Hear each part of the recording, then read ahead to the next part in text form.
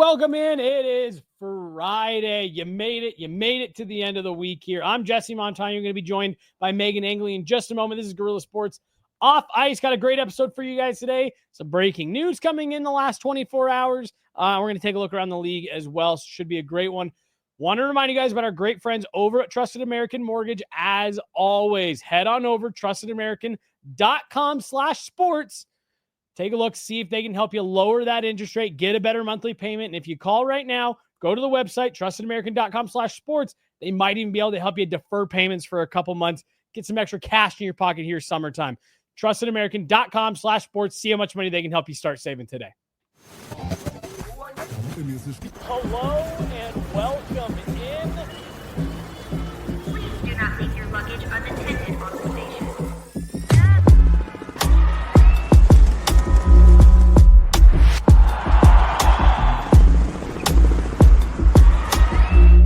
Welcome to the show. Hey, welcome in, everybody. Welcome in. I'm Jesse Montano. She is Meghan Angley. We got Chloe Thiel behind the glass today.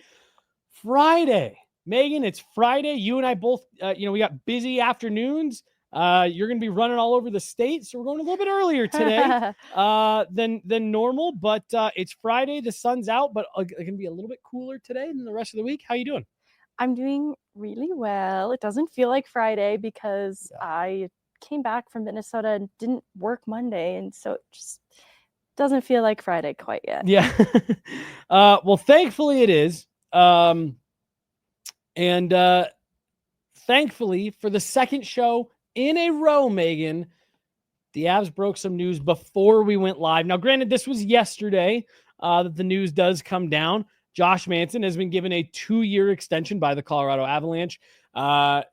He has 1 year left on his deal right now that carries a cap hit of $4.5 million. So that's what he'll play under for the next season that starts here in just a couple months. And then after this upcoming season, the new deal will kick in at a cap hit of $3.95 million for 2 seasons. So $500,000 less than what he's currently making. No sense in dancing around it. Let's just get right into it. When you saw the news come down, what were your initial thoughts? I think what was interesting is the timing of it, right? With another year left on the current deal, I didn't sense that there was urgency, but what I found interesting was Manson's name comes up in a lot of our trade speculation, in part because we were just talking about how they've kind of loaded up on that right side, and he has dealt with some injuries the last couple of seasons since the Cup. And so what does his future look like in Colorado with availability as a concern? Because I think they otherwise really like what he brings, but is that maybe the expendable part of this lineup on the whole when you're looking at they have some needs that still need to be met in the bottom 6, for example. And I think they still want to have some top 6 insurance too, with Jonathan Drouin now out of that picture, and Landeskog obviously a hopeful to be in that top 6 for the full length of the season next year. They still might want to have a little insurance there as well. The back end then kind of felt like, all right, you've got goaltending, that's most complete. Back end, pretty complete with all these holes to fill on the forward side. And so because of that, that's turned the attention to Sam Girard and Josh Manson as potentially these movable pieces, just with the other work that needs to be done with the lineup. And so I found the timing of it interesting as this vote of confidence of the front office backing Josh Manson as a part of their future plans and solidifying it with this extension. And we'll break it down even more, but my initial thought is that I'm pretty happy with it. Like, I'm pretty neutral, bordering on being positive around this piece of business because it is a step backwards in terms of pay. And what I want to dig into a little bit on this pod is how the market around defensemen has kind of been set this summer, and why I think with how it's been set, him taking that step backwards in pay is more significant, even though the amount of money doesn't feel it. Yeah. Well, and just to your point of the timing, I agree. Like, I thought it was odd timing, but I did see a lot of, discourse online about like, oh, is this really a priority? I don't necessarily think these are priority type things. Like, oh, we got to get Josh Manson done. But when you go into the summer and players are eligible for extensions, you start those, that's just standard practice. Parker Kelly. Right. You start those conversations. And if you have a negotiation that's going to be very easy, or those initial talks, the volley back from the player and agent side is like, yeah, we really like this situation. Honestly, we'd like, if you guys are interested, we'd just like to get something done. So I don't necessarily think this is something that like Chris McFarland, Joe Sakic were like, it's a priority. We have to get Josh Manson's deal done. No, that to me just says, hey, they like the player. The player likes being in Colorado. They got to a number that made sense. And I think what you just mentioned, and we'll dig into it in just a moment, of the market kind of being set, I think plays a much bigger role in this than maybe people are giving it credit for. The one thing I will say that I'm in complete agreement with you on is it is the okay. So I guess that kind of pulls Manson's name out of trade conversations. Or I'm going to give another shout out to my buddy Zach Robb twice this week. Give his full address. Yeah. Give his full address while we're at it. His phone number, full address, and where he'll be next weekend. But he did make the point of like, that number does make it palatable if you're a team looking to acquire a veteran defenseman, maybe at the deadline or next year or what have you. That number coming down as the cap going up does make that contract a lot easier for some teams to absorb. But I would more or less say that, yeah, them giving that extension signals that expect the Avs to play the 25-26 season with Josh Manson on the roster. I think, too, having a right-handed defenseman this summer has really set the tone for the price that teams are willing to pay just to bolster up that right side. And so I think that added to the value of Manson, whether it be to the Avalanche, who appear to be in excess on the right side at the moment, but other teams view this as a luxury and something that they're willing to spend a little bit to get. And so whether that is Manson in the future, it does hold added value then to have what is a pretty team-friendly contract moving forward. I think what's interesting, too, is I don't know the full extent of the contract, if there are any no-move clauses or trade protections built into it. I think in the past, his current contract has that. But I still think that's interesting and not immovable, right? Like, that's just a discussion down the line, because this is a player turning 34 in October. Right. And I think that Josh Manson is acutely aware of his age at this stage in his career, with some of the struggles he's dealt with injury. 12-team modified no trade. Okay, perfect. For the first 2 years. Oh, no, I'm sorry. For the first 2 years. It's only 2 years. The length of the contract. That's not impossible. You can work around that as a team. Anyways, all that to say, I think that both Manson and the Avs are acutely aware of where he's at in his career. And so there is risk involved with a player who is just getting up there in age and has dealt with some injury stuff the last couple of seasons. But when he's available to you, he's an impactful player. And there's no taking away from that. I think it's easy to look at the time missed and just see that, especially recently. But his playoff impact is, I think, a huge part in the value of this addition for the Avs. But similarly, I think that what he brings as a leader is the other thing. That's where I was going to go. I don't want to leave out of the conversation. We talk about the value of McKinnon and Makar and Taves as leaders all the time.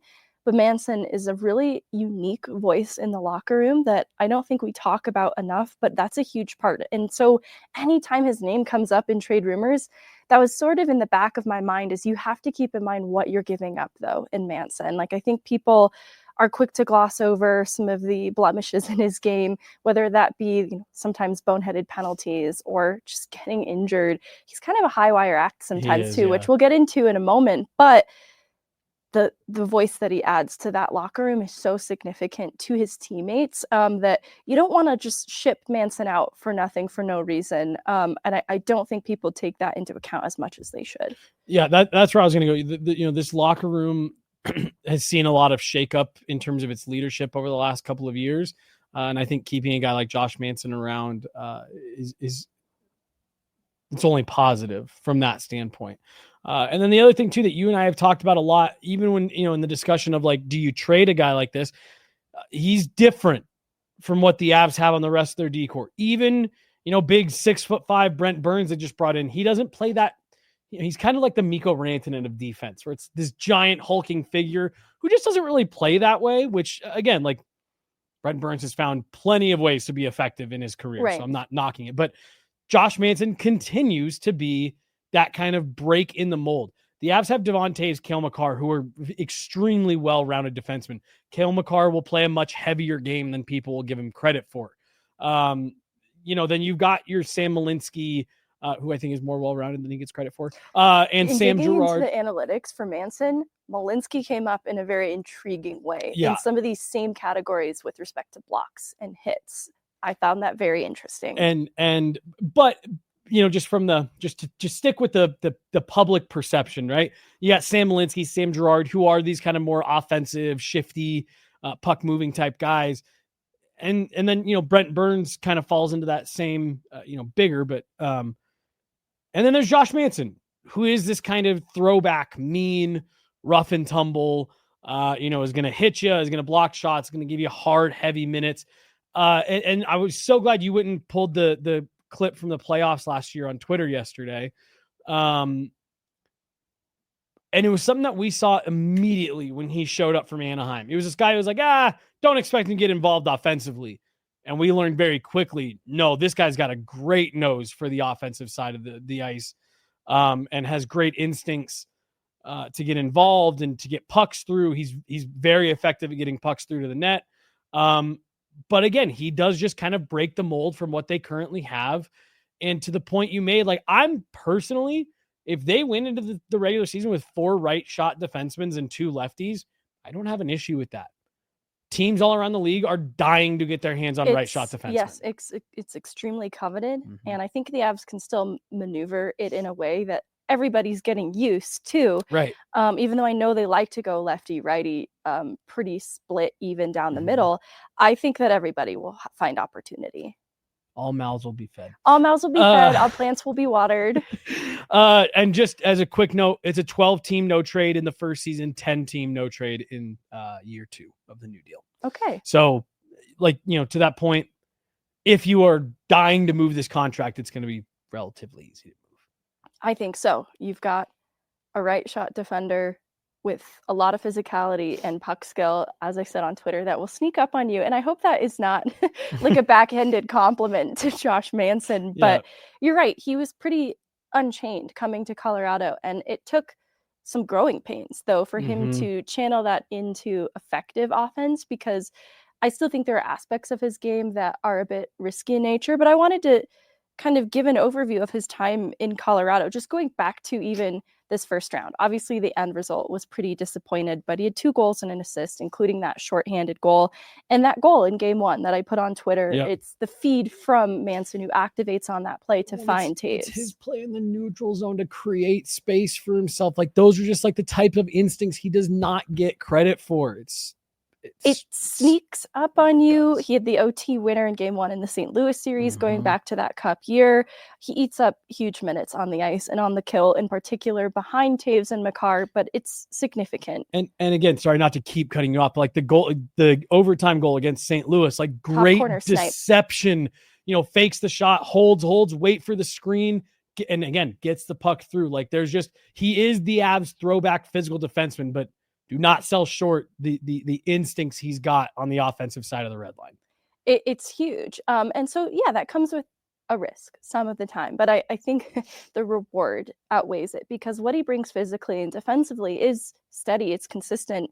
Coming out of the regular season, 4th on the team in hits, despite only playing 48 games, which I think is significant.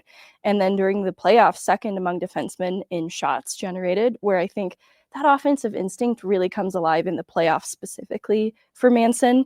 And he finished 2nd on the team in hits with 24. Parker Kelly, of course, led the team in hits. I thought was a significant stat for him. 3rd in takeaways, tied with Brock Nelson. And so just going back season by season, all time in Colorado, 5th in takeaways over the course of the playoffs, 1st in hits over that span, and the 2nd highest in giveaways per 60. And so that's where the high wire act with Manson sometimes comes into play. Like, I can think of moments even in this first round series against Dallas where there were maybe a couple giveaways of the puck. But I think his battle to win pucks back outweighs that in the end. I think that physicality does represent something that isn't elsewhere captured by Colorado's back end. And that's a pretty important piece because you can see the way in which skaters play differently opposite of Josh Manson.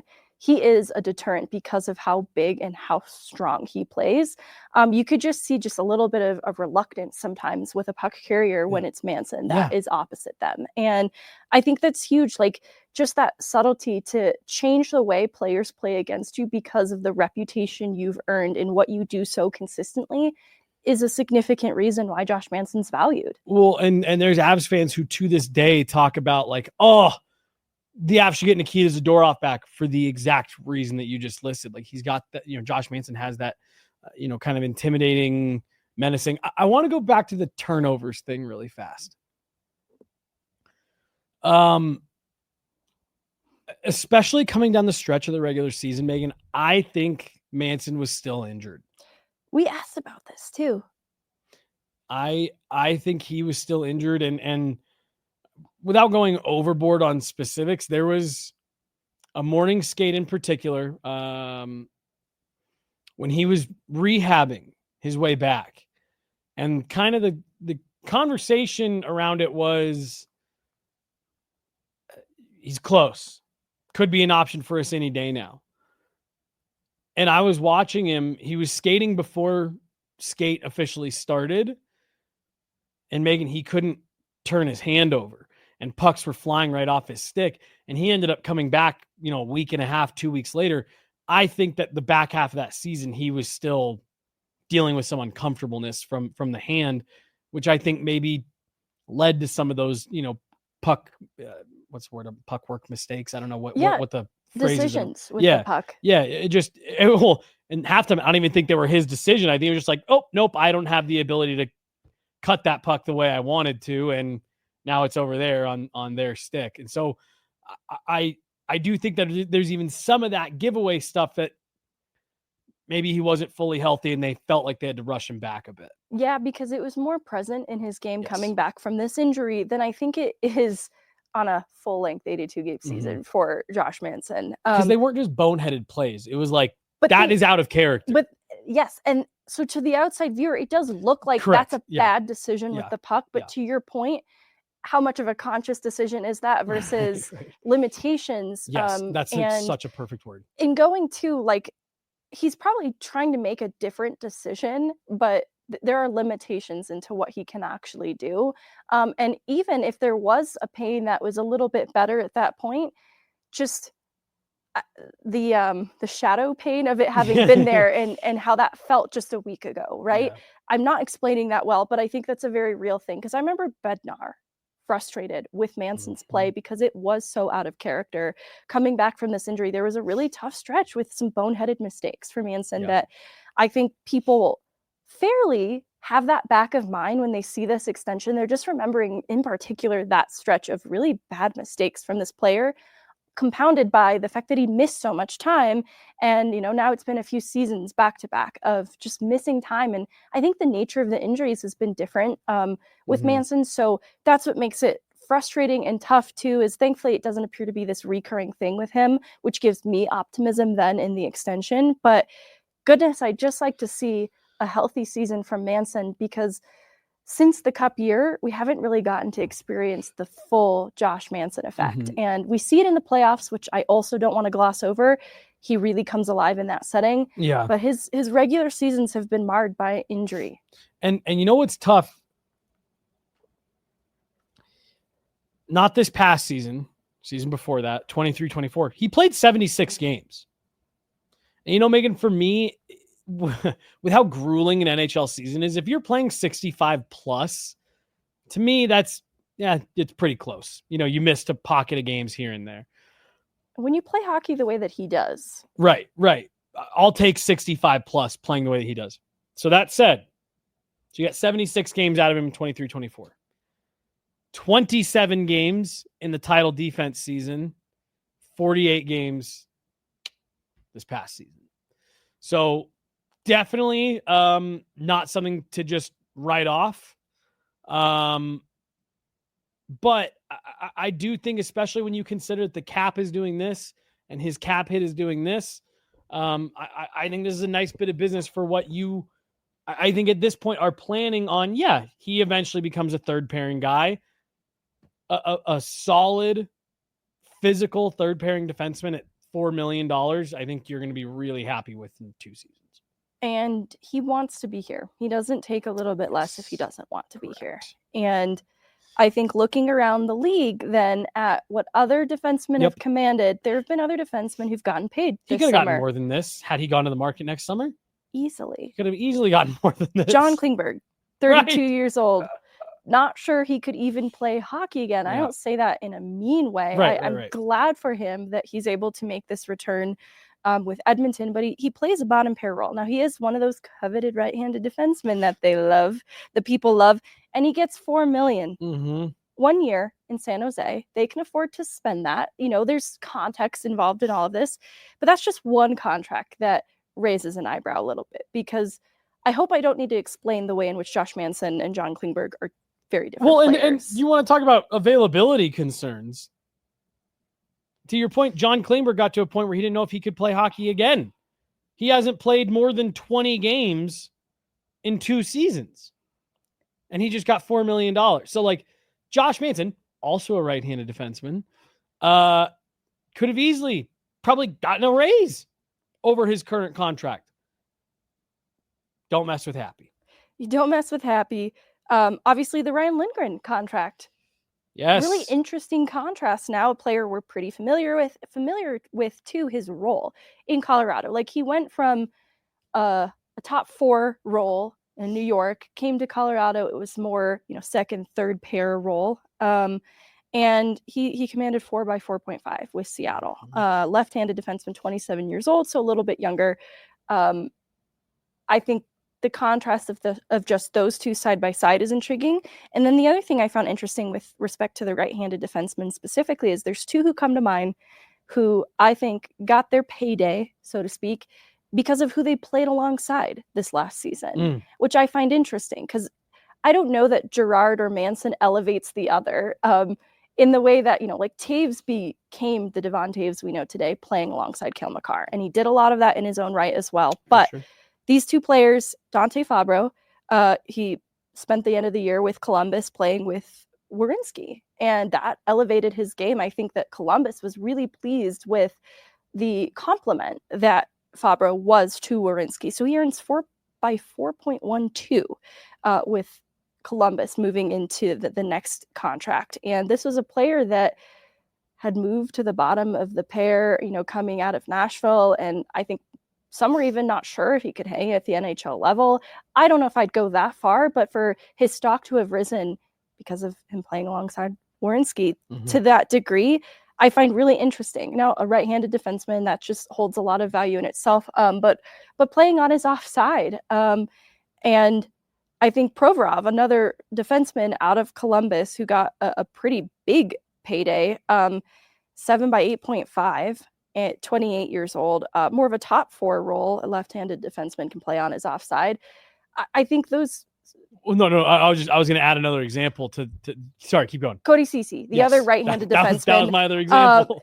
Top 4 role in Dallas, playing with Thomas Harley. Like, Fabro to Werenski, Cody Ceci to Harley. 31-year-old earns 4 by 4.5 with the LA Kings at 31 years old. So, like, yeah, I guess a little bit younger than where Manson is at in his career. But less effective as well. Less effective. And I think, both a Fabro and a Ceci in this scenario are just complementary to the guy they were playing alongside. It's not to say that Cody Ceci won't have some semblance of his own independent success in LA, but it will not be as effective and standalone as what Josh Manson is in a second pair capacity in Colorado.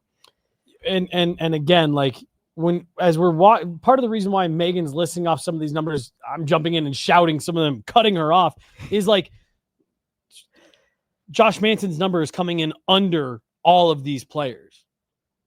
And if you allow this to go into next summer, when the cap is going up even further, you're not getting him at this dollar figure, especially if he goes out and has, a healthy season, or, builds on what he's done the last couple of years in Colorado. Like, no way.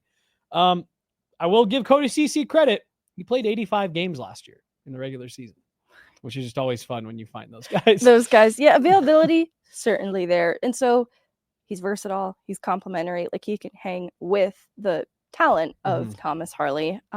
So yeah, I don't want to take away from that entirely. But again, to me, it's these players that we're talking about. Nobody in their right mind would say, "Yep, Cody Ceci is clearly an upgrade over a guy like Josh Manson." John Klingberg, clearly a better player than Josh Manson. None of these guys you would say that about, yet, where the dollar figures are coming in. I thought the Dante Fabro one was very interesting. Coming in at more money, longer term, though a younger player, but has not built the track record in the league the way that Josh Manson has. And looking at Manson's playoffs, just, this first round against Dallas, there's still a really effective player there. Like, I get that Manson is aging and there's been some injury stuff, but it's incredibly effective still at this stage in his career, right? It's like maybe at the end of this contract or when this new contract kicks in after next season, we reevaluate how we're feeling about this. But to your point, there are ways out of that contract from that point too. You're not anchored to this forever with Josh Manson. It's an easy dollar figure to move. You've got, Josh Manson gets to submit his list. If you can work out a deal with someone not on that list, then yeah, I think this is for me, Megan, I think this is a good bit of business. Chris McFarland and the Colorado Avalanche. Just going back to the value of right-handed defensemen too, I think the trade with Buffalo to acquire Michael Kesselring just punctuated the value of a true right-handed defenseman and what it can command in this league. I think that's part of the appeal too, with a player like a Fabro, who's a right-handed defenseman, earning that kind of money.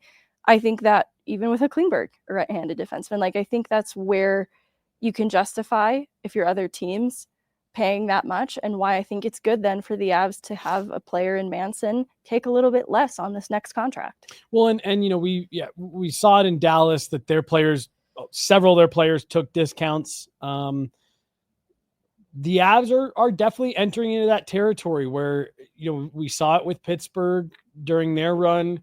And I know Tampa and Dallas, I know people are going to say the tax stuff, it makes it a little bit easier to get team-friendly deals. But if you want to stay competitive and stay afloat, you have to find ways to sweeten the pot for your players to get them to take some team-friendly deals, to be able to extend your window a bit here. And so I'm not saying that this Josh Manson deal is like an unbelievable discount, but it's definitely less than what he would have commanded out on the open market. And hey, you get to shore up the bottom part of your decor for the next number of years. I think it's good business myself. He's a great guy in the room. He's fantastic. He's great. He's great, with us to chat with, which I know, people don't care about. The team doesn't care about, but like, he's really honest. Yeah, he's very honest. And so when he needs to be critical, he doesn't shy away from that. Yeah. And that translates to how he addresses the room too. And so he's not afraid to speak up when things are bad and point to why they're bad. And if it's him, he does not shy away from taking accountability for that fact. And he's not afraid to, within reason, speak up with us as well. And, voice concerns of what's going on inside the room to us, and just be blunt and honest. And I'm trying to think if I want to say what Josh Manson is one of he holds guys accountable in that room. He does. Like the way we've seen Taves do it, it's in a very respected way. But it can be intimidating in the right way. It yields results. And I respect that a lot about Manson. And like you said, just not afraid to speak his mind. Yeah, because he's super kind and lovable by his teammates, so that when he does have to say something, call somebody to task, I think that really sets people straight. Yeah. All right. Well, anything else on Josh Manson specifically? I don't think so. So you mentioned off the top of that, hey, the timing maybe could have been perceived as a little bit odd because there are still some holes to fill. one of those holes potentially to fill if you don't want Ross Colton to be your third line center is a third line center. Jared Bednar has expressed over the last couple of seasons that he's kind of more comfortable with Ross Colton on the wall. Yeah. Charlie Coyle was filling that void, and Elliot Friedman did report what you had speculated on this show, Megan, that the conversation with Columbus was, well, we really like Charlie Coyle. We really want Charlie Coyle. It was like, awesome, no problem. You have to take Miles Wood. If you want Charlie Coyle, you have to take Miles Wood. So that was how they got out from under the Miles Wood contract.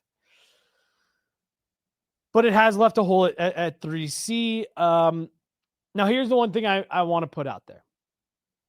We talked about it on Tuesday. I saw a comment come through the chat earlier that said, I'm worried about the Avs. They have some holes on the roster. Fair. They definitely do. The good news, Megan, your roster doesn't have to be final in August, in July. It doesn't have to be final till March. Could you imagine having anxiety and being a GM? I don't think it'd be possible, right? It's like, well, I need all of the answers right now. Right now. I need to know exactly what's happening right now. Yeah.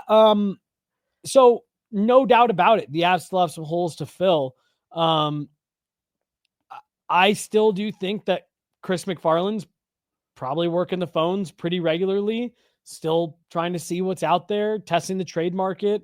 And the good news is where a lot of these holes are to plug for the Avs, it's in the parts of the lineup where players are more or less a dime a dozen.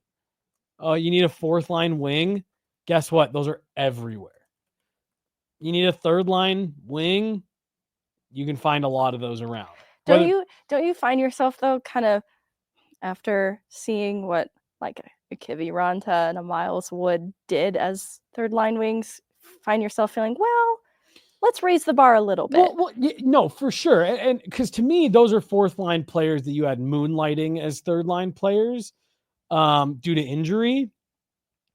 I guess my point is like, especially if you're willing to go the trade route, you can find third line players all over the place. You are right, though. It can't just be anyone. And that leads to the question that you and I are trying to answer. Is Jack Drury a third line player? Is he a potential 3C fit for the Avs by choice? Not because you have so many injuries. I really wanted to hear your thoughts on it first. Oh, okay. One, yeah. I wanted to know if you do feel Ross Colton could be the 3C. I definitely do. I think there's no two ways about it. He has been far more effective playing on the wall than in the middle of the ice. But at least in his time with the Avs. But I believe that was why they brought him here initially, was to be the third line center. So I would actually feel very comfortable. Now, with that, I think you got to get Ross Colton some good wings. That sounds like I'm talking about food. You got to get him some good line mate wingers. You got to get him a good left and right winger line mate on the ice. Jesse's body shaming Ross Colton. He's too skinny. He needs some wings. He needs a plate of wings. We need to beef this guy up. I need to make sure that I'm getting both sides of the bird here, left and right wings. He talked to you last year in the season about used to playing with maybe some more finishing ability. I'm paraphrasing here. Yeah, he was trying to be careful of his words, but you could see the frustration mounting around the lack of offensive talent around him. I think Ross Colton's a more offensively gifted player than maybe he gets credit for. And we saw that when he got the opportunity to play with McKinnon and Rantanen last year. Like, he didn't have much of an issue putting the puck in the net. He got injured after a white hot start. It was a disappointment. Ross Colton. But I think if you got him a little bit more punch on the wings, I think he could absolutely be an effective center for you on that third line. So I think that's a fine option to go into the season with. Me personally, I think Jack Drury is perfectly cast as a fourth line center. I think the role that he played, the style of game he plays, alongside, again, once the injuries kind of smooth themselves out around Christmas, you get Logan O'Connor back. I think Kelly, O'Connor, Drury, I think that's your ideal fourth line. I would not like to see them long term. I think Jack Drury can give you fine minutes as a third line center. If you're dealing with some injuries or you don't quite get that, middle six center that you're looking for before the season starts, I think he can fill in. I wouldn't want to see him there for the length of the season. What I think is interesting, couple things. Jack Drury, he already moonlighted as a 3C briefly, ahead of Casey Middlestat, Charlie Coyle, in that trade actually coming to fruition. There was an era of Avs hockey last season with a Juuso Parssinen in the lineup that once Netchus and Drury were in Colorado, Drury got some opportunities centering the third line, and I thought he did fine with it. But I think the Avs are going for more than fine with that third line out of necessity. I think they recognize the importance of it, and so it's less about whether or not Jack Drury can do it. I think he can do it fine. You just want to aim for higher than fine with that third line. So that's sort of where I'm at. It's not even a demerit of Jack Drury. I think to the chemistry he's found with Kelly and OC, you just don't want to disrupt that either. So really it has less to do with my personal feelings about Drury. I just think they're aiming higher with that third line. And so I go back to Ross Colton, who is really the only piece of that third line that we have solidified going into next year. And I got this weird sense that I'm not sure Ross Colton wants to play down the middle so much, because I think being moved to wing is where he saw success and felt more like himself. But that was also complemented by playing in the top six and getting elevated opportunity on the power play, and it translated to success in his game. I think it was a cycle of also feeling more confident, and feeling more confident also inspired better results, but it was also attached to better opportunity. And I think it was interesting that, reflecting on that period I just talked about, right? There was an issue with Casey Middlestat. He was being moved down the lineup gradually, eventually kind of in a fourth line role at one point. There was opportunity to move Ross Colton back to the middle that I think the Avs showed a reluctance to doing so. And what I think is interesting is Ross Colton's first year as a 3C, I think, was fine hyphen good. Fine hyphen good. Like he had to absorb the most face-offs of his career, and I think he started to build up consistency in that. This was also in a time where Ryan Johansson was on the team, and by contrast, what Ross Colton was doing was more trusted and better. He could keep up with the pace of play so much better that Ross Colton's results as a center, I think, were better than we talk about. But I get the sense that maybe like that taste of success on the wing in the top six, it's like, well, I want more of that. I want to be doing more of that. So I just wonder if Ross Colton had a say in that too. Like if Ross Colton has a desire to be on the wing, but with more opportunity, because I think he would identify that as his best. Like, I'm at my best when I'm on the wing and I'm getting top six opportunity and some power play reps outside of the second unit if possible. And I find that interesting because it's not like Ross Colton said those words to me, but he did say the words around having to adjust to playing with less offensively minded players. And you could hear the frustration when he also said, I've never experienced something like this in my career. And I do wonder then what that frustration has boiled over into. Is it a player that is less interested in playing on the middle on the third line? All of this, though, points back to the same conclusion of Ross Colton needing better talent and opportunity around him where he can find it, in part also where he can earn it. I think that's going to be too where Ross Colton has to make some allowances. Just that you're playing on a competitive team with a pretty solidified top six. Like, you have to really make a case for that kind of opportunity. But I would agree with the frustration that I don't think he was set up for success with the talent that was around him at the end of this last year. So I do think whether it's moving him back to the middle and complementing him with really high caliber wingers, or just finding an interesting 3C solution, because that is obviously an important responsibility that you don't want to punt on or just fine. You don't want just fine for your 3C. I think that they're discovering you don't want just fine for that third line at all. Right. And that's why Akivi Ranta doesn't move the needle a lot for me, because the words that come to mind in describing Akivi Ranta are things like versatile and complementary. You want a guy who can change the bottom line, the third line, change the end result, can impact the game on his own, and adds something then. And that's what Ross Colton needs to find success. So that's why I'm not putting Jack Drury as a 3C, because he's fine. I think they're aiming for higher than that, but it is an interesting question of what they're going to do with Ross Colton. So I'm going to throw 3 names at you here. One of them I already know you love. One of them I think is going to be almost impossible for the Avs to get. And then one, I think there's just a lot of conversation around how you'd handle it. But this is, because what I'm thinking here, if you're talking, not you, proverbial you, if you're talking potential Ross Colton 3C, or at least bolstering that third line in addition to Ross Colton, I'm putting Ross there. How can you make that line better for him? First name, we've talked about him a ton, Mason McTavish. I just think that would be a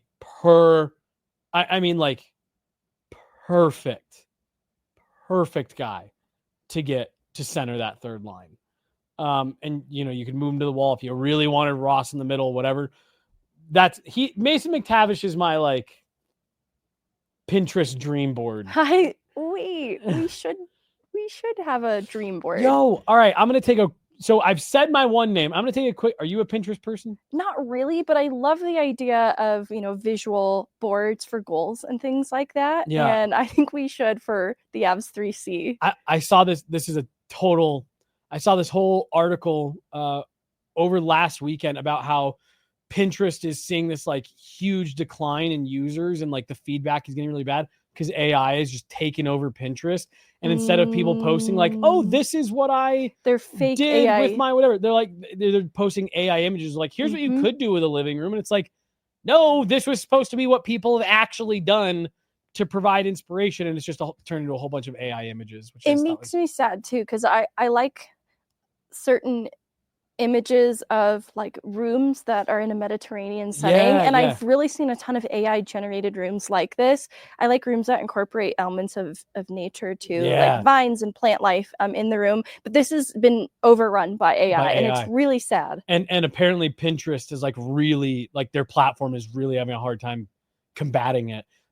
Even models on clothing websites that I would shop are using AI models, and it is hard for me to notice it some of the time, but this is obviously an issue because I'm trying to visualize how this might look on me, a real human woman. Right. And I'm looking at it on a not human. Right.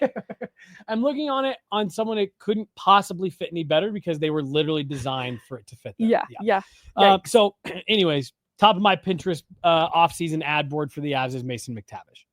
I love that. I think his energy is complementary to Ross Colton's energy. And I think what is tough is I've seen Anton Lundell's name in the chat. And what I like is such a young player has absorbed and assumed the responsibility of a 3C so well. But in the same breath, Casey Middlestat, that was kind of the hope at 2C, right? That this young player would have this high ceiling that he could rise to over the course of his career. And he just struggled. He kind of crumbled under the pressure of that. And I like with Mason McTavish, though, I think he's built a little bit sturdier. I think his background coming up through the league too has been fighting to prove that he belongs in a more elevated opportunity. And so that comes with a lot of ego death, having to accept and just fight then to prove where you belong. And anyways, all that to say, I think Mason McTavish, though being young, could settle into the responsibility of a 3C more comfortably because of how he's built. I think he's built a little bit differently, built pretty mentally tough as a result of his trajectory through the league looking a bit different. And then your deal with Brock Nelson is up in a few years, and that's just kind of a natural interesting. I love it. The second name that, again, I really don't see as a really realistic option is Marco Rossi. Again, just... I've said my piece. Yeah, right. I was going to say, yeah. And really, that's just so that you could have the Ross line. Oh, Ross and Rossi. Yeah. Okay. All right. Well, you're all right, I'm back in. I'm back in a little bit. All right. I'll have a small Pinterest board, an honorable mention. But then the third one is, it's one of 2 names that you could really take. And these are the ones that I'm hearing a lot are out there. Not necessarily for the Avs, but Brian Rust, Ricard Raquel. Oh, I love Rickard Rakell. Take your pick. So that was the name I was originally going to say, is Rickard Rakell. No issue with Brian Rust. I just really like Rickard Rakell. And where I'm going with all three of these names is I'm talking middle six guys that are going to give you some options, because we think Gabe Landeskog is going to be back for the full season, but I would not be surprised at all, Megan, to see them go with some load management for him. There may come a time in the season where Gabe says, hey, I need a couple weeks off here just to let the knee rest and feel better and, get towards the end of the season, maybe the same thing. So can you go get a middle six guy who is mostly going to fill in on that third line, but can cycle into the top of your lineup as needed? So that's where I'm kind of at. Could you go get a guy like Rickard Rakell, get Pittsburgh to retain $1 million, $1.5 million, and plug him in on that third line? And then, I don't know, you go get a guy like Nikolai Kovalenko to start the season to see how it fits there. And then if you get in, closer to the trade deadline, you need to shore that up. You can make a deal, to solidify that third line after you get, some of your injuries come back. Logan O'Connor's back in the lineup, things like that.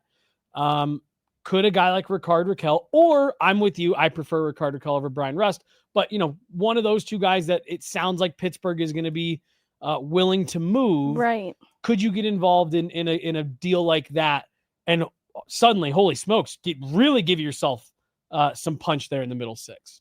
That's interesting. Because the cap hit for Rakell is 5, and what people might deem a little bit rich for a third line player. And 3. So this upcoming season plus 2 additional left for both Rakell and Rust. But what's interesting is Charlie Coyle at 5.25 for one more year was palatable at one point. I think we just saw him get traded because they have to fit Gabriel Landeskog into the cap hit next year. That I think they, in trying to juggle how to put this all together, I think they decided 5.25 was a little too rich. But is 5 or with $1 million retained a little bit more agreeable? I think the price, though, in what Colorado would have to give up to get Pittsburgh on board is where I'm not sure. Yeah. Of how to get it across the finish line, but I really want them to. I mean, and the reason those are names is Pittsburgh, what's pretty much a national consensus. I could think of some right-handed defensemen. I'm just kidding. I'm just kidding. We just got Josh Manson. But like Pittsburgh is maybe one of the few teams going into the season right now saying, yeah, we're going for a lottery pick. We're in the Gavin McKenna sweepstakes. Yeah. So I don't know. Could you maybe pry a player like that, out of their grimy little mitts for because they don't really, like the Avs in terms of assets don't really have like picks right to give up, and then the prospect pool, while it's very intriguing to me, I don't think it commands the intrigue league-wide. But I mean, like, could you? I don't know. Could you go a second round pick in 27 and I'm really high on Gulyayev, so I don't necessarily. I was thinking Gulyayev. No, I was like, oh, that's an interesting one. Could you go? Ooh. I know. Ooh. I thought that too because they need a goalie. So could you go Gulyayev and a pick and get Rickard Rakell with $1 million, let's say 1.25 retained? Suddenly you're coming in under the cap and you've got him at 3.75. You gave up your best defensive prospect and a second round pick. Yeah. Maybe it takes a second and then a third in 2028. I don't know. But Marco Rossi, Rickard Rakell, Mason McTavish for me are the three names that it's like, okay, if you could add a player in that realm, I think that really gives you some versatility. And when you're at full health, that really makes your third line dynamic. Yeah, which it needs to be. And so I do think it has to be kind of a big swing, like a Rakell, like a McTavish. That's not going to come cheap. But I'm very interested. It's sad too, because Charlie Coyle didn't necessarily come cheap, right? So I think that's why there is a lot more significance to that trade and what the Avs gave up that I doubt that they were just so willingly parting ways with Charlie Coyle. And honestly, that's what was reported too, right? A lot of teams came calling about Charlie Coyle. And so obviously it leaves kind of a tough hole to fill that I don't want to see the Avs just continue to spend to fill that position, but it is an important one. And again, I already laid out my dream scenario for Mason McTavish. That would keep him here long term. But a guy like Rickard Rakell, okay, that's 3 years.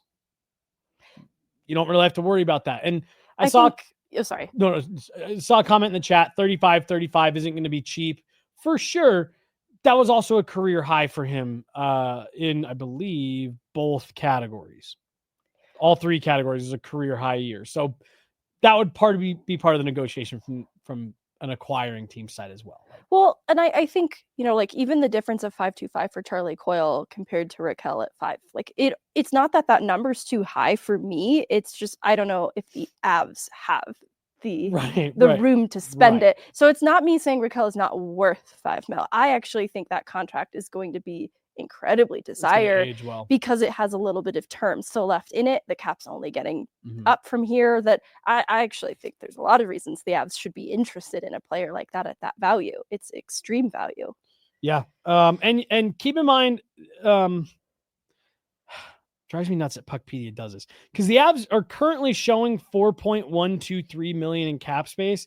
That includes Ivan at $845. That includes Nikita Proshepov at $806 and Ty Felber at $775. So the Avs technically could just absorb Rakell's $5 million cap hit as it is right now. Right. But I imagine that the Avs would at least push for a hair of retention on that. Yeah. Just to keep some flexibility. Interesting. And so we could take Logan's contract out just like for the start of the year. Yep. Which creates a little bit more space 2.5. because that's going to leave probably at least 3 league minimum contracts to round out the bottom 6. Whether that, in Logan's place, maybe that's Ivan or whatever he's at, 800 something. Ivan, 845. 845. I think that he could spot shift in the bottom 6 to start the season, save a little bit of money that way. Yeah, you get Rakell in the mix. I'm just dreaming on this as if it's real, you guys. This is how Pinterest comes to life. Like you don't just gotta bored about it, you gotta be about it.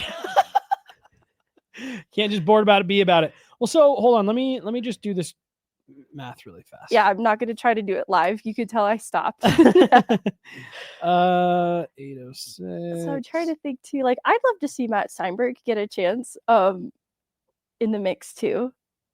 I'll keep costs down. Okay, so the Avs actually have quite a bit more room than what is showing here. Give us Cooper Gay. Taylor McCarr.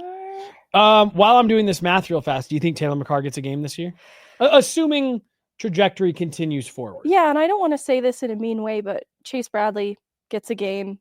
Wyatt Hammett, he was overdue for his NHL debut. He gets a game.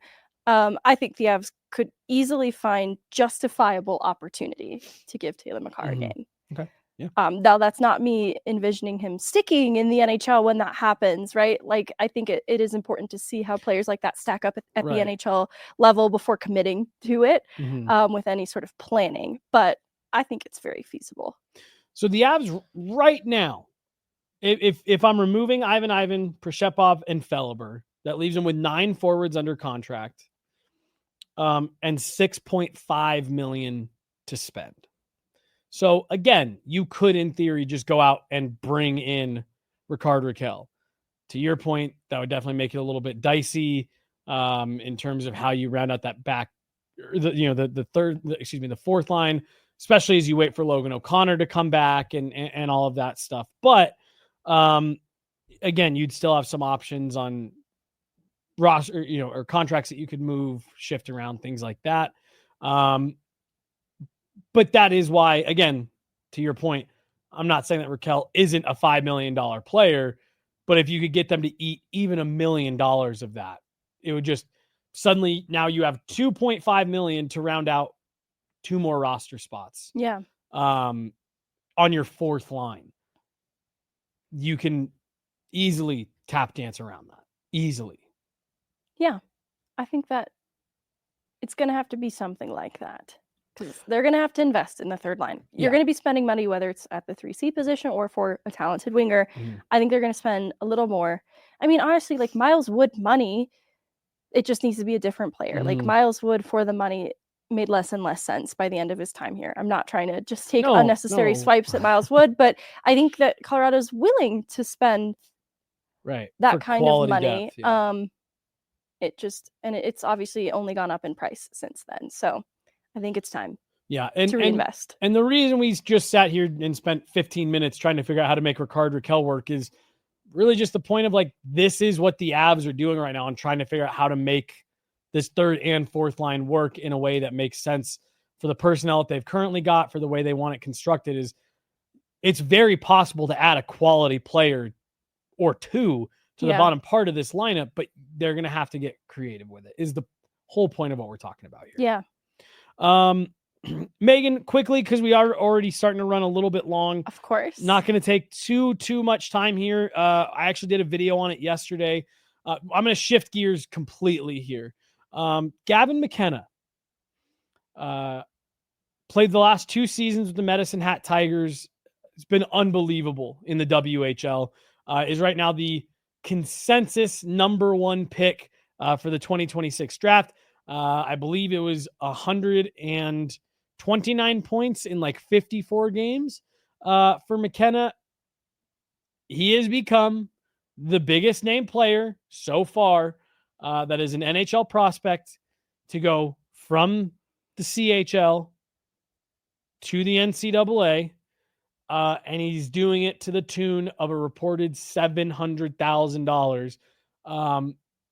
That's on top of a multi-million-dollar investment that Penn State has made in their facilities over the last couple of years.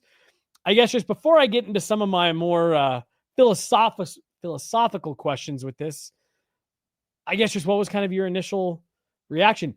He did at one point visit DU, but wasn't one of his finalists, and he does go with Penn State. But what were your initial reactions seeing Gavin McKenna go from Medicine Hat Tigers to Penn State? I think it's been interesting because I remember a time when I was a student at DU and there were players who would leave to go to the CHL and obviously could never come back. And so it was viewed as such a significant decision. And at the time, too, it was viewed as you knew that they believed they were going on a pro track if they were doing that. And so they wanted to get the exposure from the CHL and the reps and the opportunity, too, because that schedule more closely resembles what you would be playing at a professional level. And so I think that what this signifies to me is this total shift. And it's been happening ever since just the transfer portal opened up. It's changed the landscape in college hockey. But obviously then this new rule then where players could move from CHL to NCAA has shifted it completely. It's made it so much more competitive. And separate from this change, I want to give college hockey a shout out that I think it has been rising as a feeder league to the pros and earning that reputation, even separate from this CHL NCAA change. Because I think players have been opting to go the NCAA route ahead of this change over, the CHL.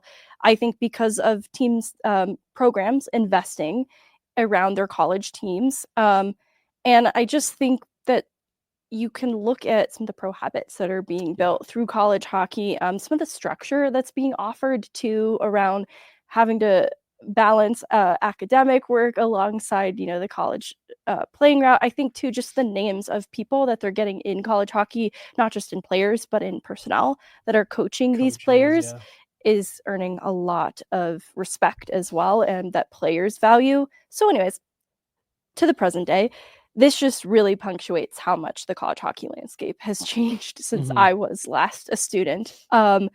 It has made it so much more competitive. I think it is putting the rest of the world on notice of what college hockey is as a development league. And Coach Carl has talked about this too, how he has seen these changes even ahead of the transfer portal open up. Players are opting to play in college for a lot of different reasons.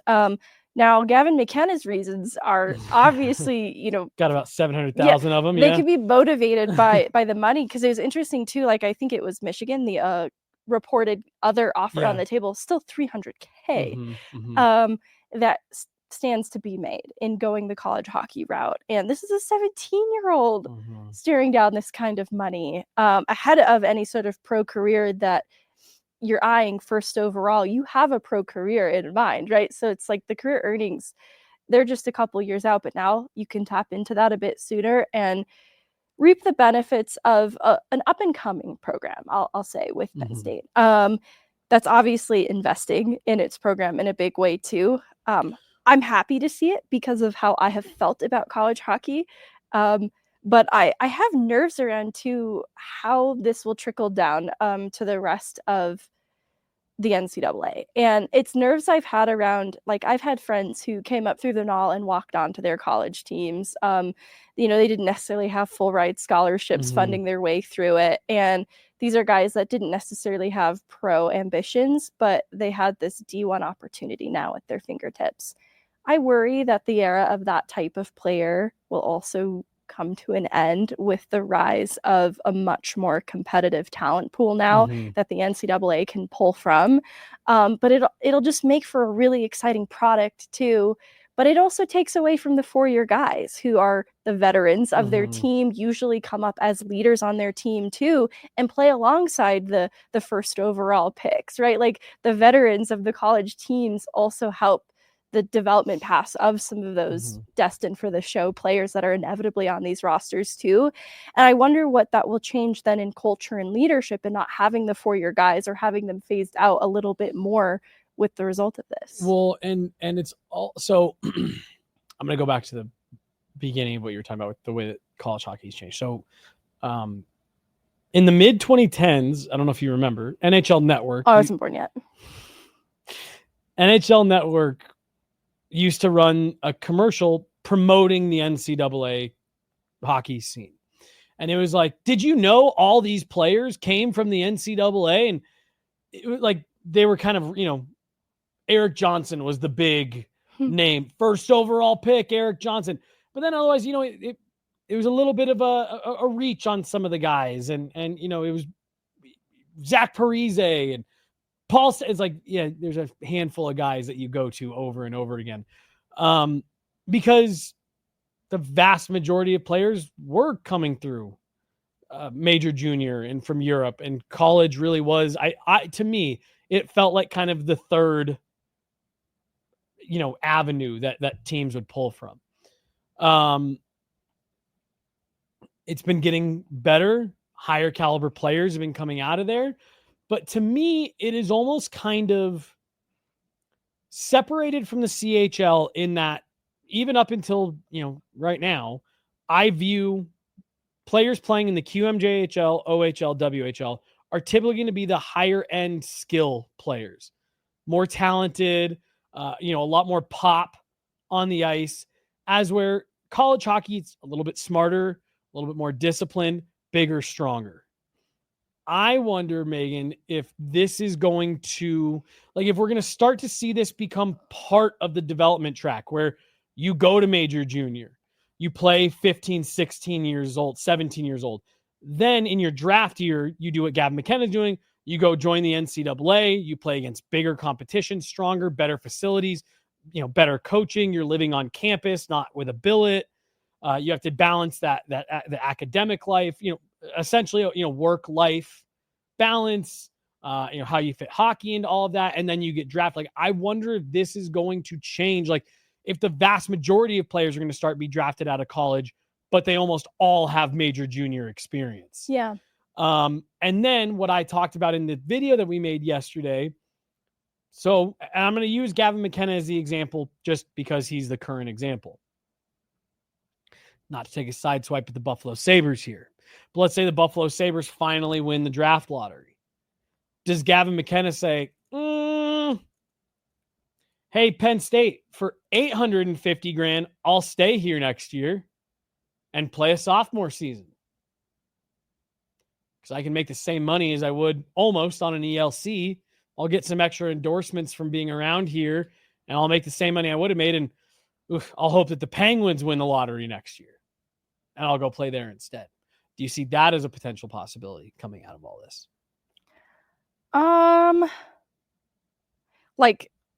he would decline to sign. Yeah, well, not even decline to sign, just say, I'm not declaring for the draft. Because I think their name still can be put on a list and teams can still pick them, but if they have a hint of the player not being agreeable to sign with them, they just wouldn't call them. Is that what you mean? Well, and so I guess because I've never had to think about this for the NHL, I guess I don't know if players have to declare for the draft like they do in NFL, NBA. Well, and so opposite of it, I don't think they can opt out in a true sense. Like, I think their name, if they're eligible, like if you're draft can be eligible. Like I said, list. I've literally never had to consider this because it's always been, why wouldn't you want to be drafted and have your rights picked up by a team and, whatever. Because I don't think you're off base in that what we just saw with, is it Isaac Howard? Yeah. Yep. I think he goes by Ike Howard. Yeah. That you could find yourself drafted by a team, but you still have agency in where you end up. And I think that is going to be interesting because, like Cutter Gauthier too. Like, I think organizations can catch wind of their young players not having any real ambition of signing with that team at the end of the road. Okay. So you are correct in that players do not opt for the draft in the NHL. Once you become draft eligible, you are just draft eligible. So you are correct. So that kind of.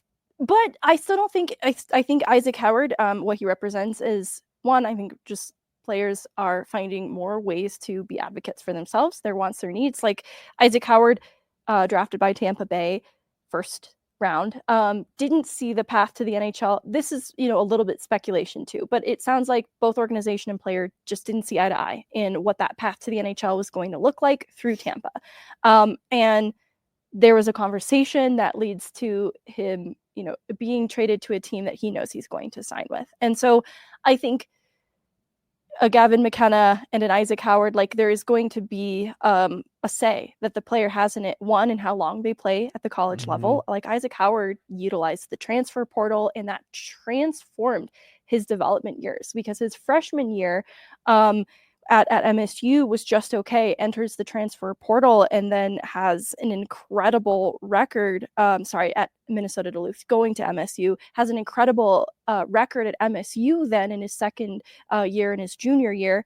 And so I think that the player options that exist now, because of the standard that's being set, the precedent that's being set between McKenna now and Isaac Howard, is going to lead to so many more avenues then for players to kind of dictate where they go at the end of their college careers. And I think that will really hinge on the talent of the player. Like Isaac Howard having just an average year at Minnesota Duluth and then leading the team to back-to-back postseason, it with MSU definitely has a role in Isaac Howard being able to kind of dictate a trade and command that. But I do think it opens up a world of possibilities for players that maybe other paths hadn't before, that will also add to the appeal then of college hockey. And, I'm so glad you pointed out that guys are bigger and stronger at the NCAA level. And it is because you do have 23-year-old, 24-year-old players on teams that just add a little bit of size, a little bit of experience that makes, I think, the quality of the competition, at least in terms of physicality, a bit tougher. And I think it's interesting too, because I agree with the CHL, like the talent that pops off, the skill at the top is incredible, but it doesn't always translate to good pro results. So totally. I think that's the value then of injecting a little more talent into the pool of also bigger, stronger players that is the NCAA. I think so. I'm going to say something I think, and then we're going to get to an interesting tweet that the Avs sent 6 minutes ago. Oh, silly gooses. What did they do? It involves Sidney Crosby. No, they didn't. Of course. They're so silly. The skill that I'm referring to in the CHL to me is like, it's the, you can put a guy like Gavin McKenna out there, and I think in the CHL, the skill can just win out. As where I do think college hockey, it is a little bit more systems based. It is a little bit more, you've got to be able to think the game at a higher level. You can't just kind of, the best players, can just win you the game going end to end. And that's more of what I mean is it's it's highlight reel shit that pops, right? Right. But it's not always stuff that translates. Nail Yakupov is a great example. You watch his CHL highlights, you're like, this is going to be the greatest player of all time. Never translates. He's a guy who could have maybe benefited from playing a year in college. Well, and this is too like I'm talking about the 4-year guys, the undrafted guys who find homes at the, in D1 programs. I just don't want to see this pave way to the death of Logan O'Connors for the future. And honestly, Logan O'Connors will always win. They will always prevail. They're a resilient breed. But I do just want to see some of the integrity of what I've loved about the NCAA to stay intact too, with the injection of more talent, because I love it. It makes it more competitive. I'm not closing the door on that. I just want to see it maintained. I saw the tweet. It looks like it might be more of a Justin Bieber it totally is thing. But because he just released a new album. Yeah. And he was caught on video being hounded by the paparazzi. And he said, it's not clocking to you that I'm standing on business. And that doesn't really make sense. Yeah, he kind of messed all. up some of his, pop culture phrasing there. And so this tweet, I think, is with his new album that's out, and it's playing on this standing on business. It's a photo of Nathan McKinnon, Sidney Crosby, and Justin Bieber, and it says standing on business. And with a clock emoji. As you can imagine, a lot of people in the chats and quote tweets are being totally normal about it. It was funny. I did feel a little bit bad for Nate. This is the last thing that we're ending the pod. In that picture, as it was happening, Justin Bieber leaned towards Sidney Crosby. Yeah. And everyone was like, oh, he's definitely cropping Nate out. And that is exactly what happened when Justin Bieber posted that picture that evening. I think that Nate should clock his tea and stand on business by just cropping himself. Just posting just himself. Oh boy. All right. That's going to do it. It's Friday. Enjoy the weekend. We'll be back Monday, Tuesday, Wednesday, Thursday, Friday, maybe every day. And that's a threat. Maybe we're just going to start a pod on Monday and just go all the way through to Friday. Who knows? She's Meghan Angley. I'm Jesse Montano. Chloe Thiel behind the glass. That'll do it. Have a good one, everyone. Enjoy your weekend. Bye.